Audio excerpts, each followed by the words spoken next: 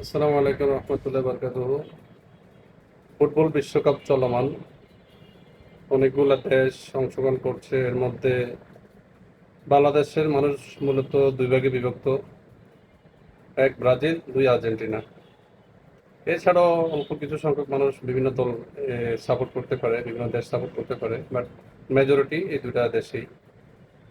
তো আমাদের দেশে প্রায় 20 কোটি লোক বসবাস করে।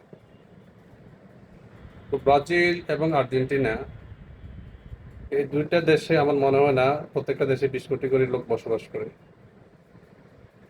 লাস্ট আর্জেন্টিনা যে ম্যাচটা খেলছে কেপে ভার্দে জনসংখ্যা মাত্র 5 লাখ। তো ওরা যদি বিশ্বকাপ খেলতে পারে, আমরা 20 কোটি লোকের দেশ বাংলাদেশ, আমরা কেন আমাদের দেশ থেকে কেন এই বিশ্বকাপ খেলতে পারবো না? ফুটবল বিশ্বকাপ কেন খেলতে পারবো না?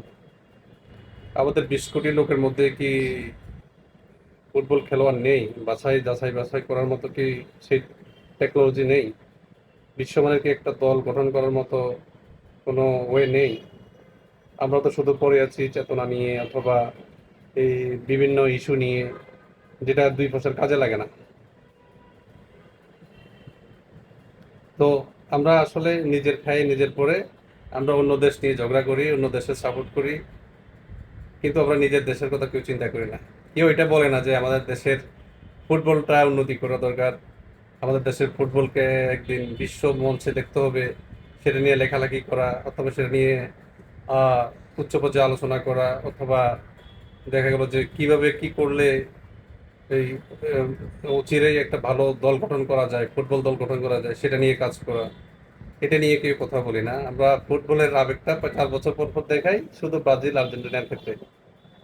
তো আশা করব সবাই যেন দেশের জন্য চিন্তা করি, দেশের ভালোর জন্য চিন্তা করি, দেশের ফুটবলের জন্য চিন্তা করি। আল্লাহ হাফেজ, আসসালামু আলাইকুম।